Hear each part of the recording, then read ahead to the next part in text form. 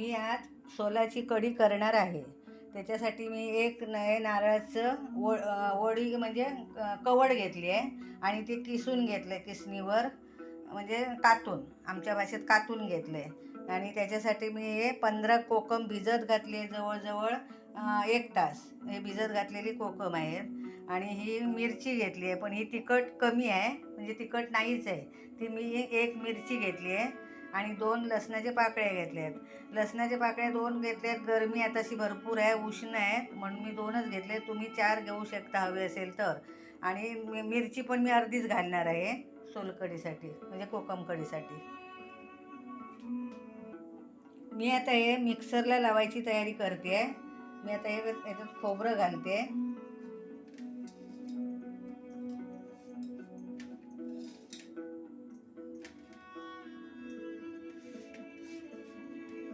ही बारीक करून अर्धी मिरची घेतली आहे मी. आणि हे लसूण बारीक करून घेतले आहेत. लसूण बारीक करून घेतले आहेत. आता मी याच्यामध्ये अर्धा पेला पाणी घालते. आता हे वाटप चांगलं बारीक करून घ्यायचं आहे मिक्सरमध्ये. हे बघा, हे वाटून झालं आहे. आता मी याच्यामध्ये आता थोडं पाणी टाकणार आहे, पाव पेला म्हणा, कारण आपल्याला जास्त पातळ करायची नाही आहे. आता हे मी ढवळून घेते. हे बघा, एक मस्तपैकी नारळाचं दूध निघालं आहे चांगलं. आता हे मी गाळून घेते.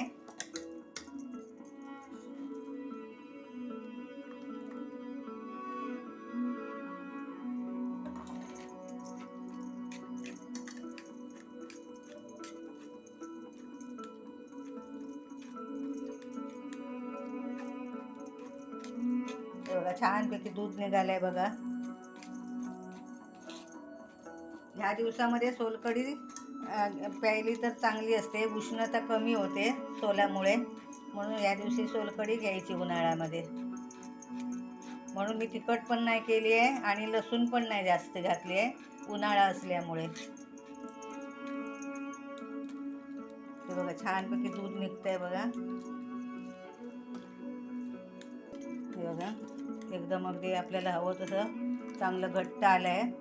याच्यामध्ये मी आता ते कोकम जी भिजत घालून ठेवली आहेत ना, ती मी याच्यामध्ये आता त्याचं हे पाणी घालते मी कोकमाचं.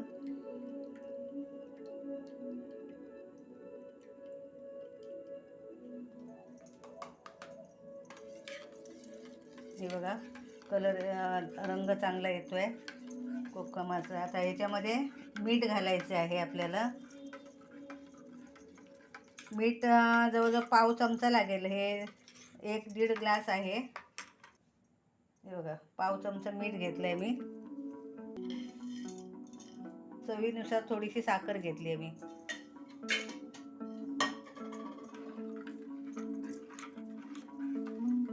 हे आता ना मी मिक्सरला लावलेलं एकदा गाळून घेतलेलं आहे. परत हे चोथा आला आहे ना, तो परत एकदा मी थोडंसं पाणी टाकून परत मिक्सरला लावून त्याचं दूध काढणार आहे, म्हणजे ते आतमध्ये राहिलेलं सगळं निघून जाईल. मी आता मिक्सर लावते परत. रंग येण्यासाठी मी हे ना बिटाचे तुकडे थोडेसे टाकते, म्हणजे ह्याला चांगला रंग येईल. हे आता मी मिक्सरला लावते. हे बघा, मी आता हे वाटून घेतलं आहे. त्याच्यामध्ये मी आता थोडं पाणी टाकते. हे आता मी गाळून घेणार आहे. हे बघा, रंग मस्त आला आहे.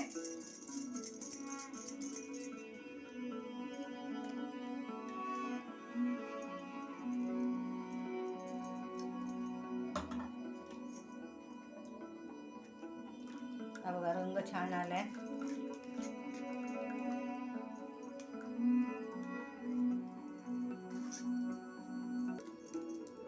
हे आपण हाताने पण गाळू हे करून दाबून वगैरे घेऊ शकतो पूर्ण रस जाण्यासाठी. या चमच्याचा वापर मी केला आहे.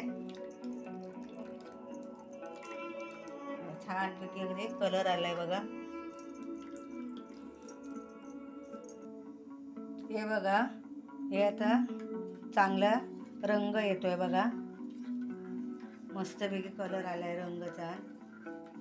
हे बघा, हे आता मी मगाशी ना मोठ्या गाळणीने गाळून घेतलं आहे, त्यामुळे थोडं जाडसर आलं आहे. आता या बारीक गाळणीने मी गाळून घेणार आहे. हे बघा,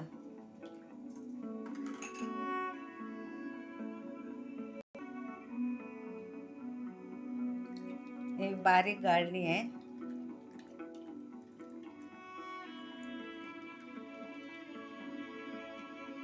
सरबत आता हे तयार झालेलं आहे. मी थोडीशी त्याच्यामध्ये कोथिंबीर टाकते. हे बघा, हे झालं सरबत तयार.